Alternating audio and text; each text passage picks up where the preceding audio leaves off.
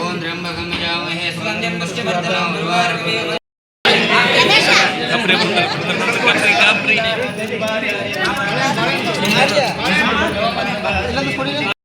ಸಂಗತಿ ಇವತ್ತು ಹಿಂದೂಗಳ ಅಮಾಯಕರ ಹತ್ಯೆ ಆಗ್ತಾ ಇರೋದನ್ನು ಭಾಳಷ್ಟು ಕಡೆಗೆ ನಾವು ನೋಡ್ತಾ ಇದ್ದೇವೆ. ಅದನ್ನು ನಾವು ತೀವ್ರವಾಗಿ ಈ ಸಂದರ್ಭದಲ್ಲಿ ಖಂಡಿಸಲಿಕ್ಕೆ ಇಚ್ಛೆ ಪಡ್ತೇವೆ. ಭಾರತ ದೇಶ ಹಲವಾರು ಸಮುದಾಯ ಸಂಪ್ರದಾಯಗಳನ್ನು ಒಳಗೊಂಡಿರುವಂಥ ಒಂದು ವಿಶಿಷ್ಟವಾಗಿರುವಂಥ ದೇಶ. ಇಲ್ಲ ಎಲ್ಲ ಸಂಪ್ರದಾಯಗಳು, ಎಲ್ಲ ಮತ ಕುಲ ಬಾಂಧವರು ಸ್ವಧರ್ಮ ನಿಷ್ಠೆ, ಪರಧರ್ಮ ಸಹಿಷ್ಣುತೆಯನ್ನು ಪರಿಪಾಲನೆ ಮಾಡ್ಕೊಂಡು ಬರಬೇಕಾಗಿರುವಂಥದ್ದು ದೇಶದ ಕಡ್ಡಾಯದ ನಿಯಮ. ಇಂಥದ್ರಲ್ಲಿ ನಾವು ಧರ್ಮದ ಹಿನ್ನೆಲೆಯನ್ನು ಇಟ್ಕೊಂಡು ದ್ವೇಷವನ್ನು ಸಾಧಿಸೋದಾಗಲಿ ಅಥವಾ ಆ ದ್ವೇಷ ಒಬ್ಬರನ್ನು ಹತ್ಯೆಗೈಯುವ ಮಟ್ಟಕ್ಕೆ ಹೋಗೋದಾಗಲಿ ಇದು ಸರ್ವಥಾ ಖಂಡನೀಯವಾಗಿರುವಂಥದ್ದು.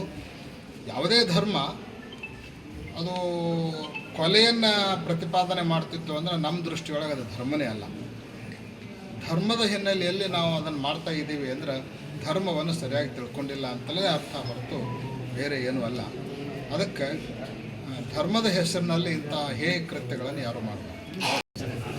ಸರ್ಕಾರ ರಚನೆಯಾಗುವ ಸಂದರ್ಭದಲ್ಲಿ ಏನು ಒಡಂಬಡಿಕೆಗಳಾಗಿದ್ದಾವೋ ಅನ್ನೋದ್ರ ಬಗ್ಗೆ ನಮಗೆ ಮಾಹಿತಿ ಇಲ್ಲ.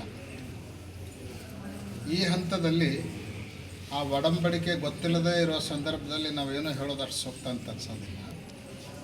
ಒಂದು ವೇಳೆ ಒಡಂಬಡಿಕೆ ಆಗಿದ್ದೇ ಸರಿ ಇತ್ತು ಅಂದರೆ ಆ ಒಡಂಬಡಿಕೆಗೆ ಅನುಗುಣವಾಗಿ ಪಕ್ಷದ ಹೈಕಮಾಂಡ್ ಅದು ಅದನ್ನು ನೆರವೇರಿಸಬೇಕು ಅಂತ ಮಾತ್ರ ಈ ಸಂದರ್ಭದಲ್ಲಿ ನಾವು ಹೇಳಲಿಕ್ಕೆ ಬಯಸ್ತೀವಿ.